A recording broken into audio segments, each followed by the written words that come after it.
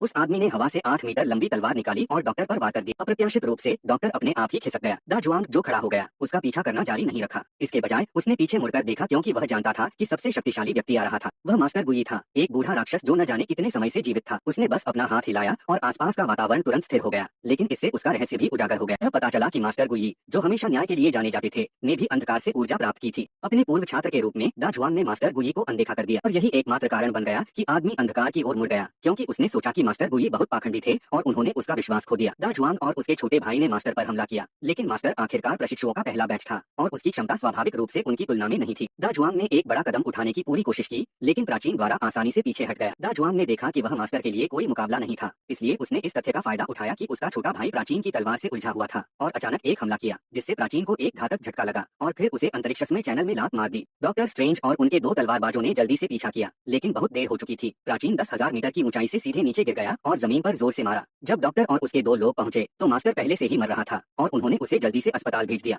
लेकिन इस समय मास्टर के दिल की धड़कन शून्य हो गई है और डॉक्टर स्ट्रेंज तुरंत अपनी आत्मा को उसके शरीर से बाहर निकलने देने के लिए अपनी अंतिम चाल का उपयोग करता है। क्योंकि उसने पाया कि प्राचीन की आत्मा वास्तव में बाहर उड़ गई थी, डॉक्टर ने जल्दी से उसका पीछा किया और अंत में वे बालकनी पर रुक गए। मास्टर की आत्मा उसके शरीर से बाहर क्यों उड़ गई, इसका कारण यह है कि उसने जीवन और मृत्यु को देखा है और अब वह भाग्य से बचना नहीं चाहता है। भविष्य में पृथ्वी की रक्षा करने का मिशन स्वाभाविक रूप से डॉक्टर पर पड़ता है, क्योंकि प्राचीन अपना भविष्य नहीं देख सकता है और यह निर्धारित करता है कि वह एक महान व्यक्ति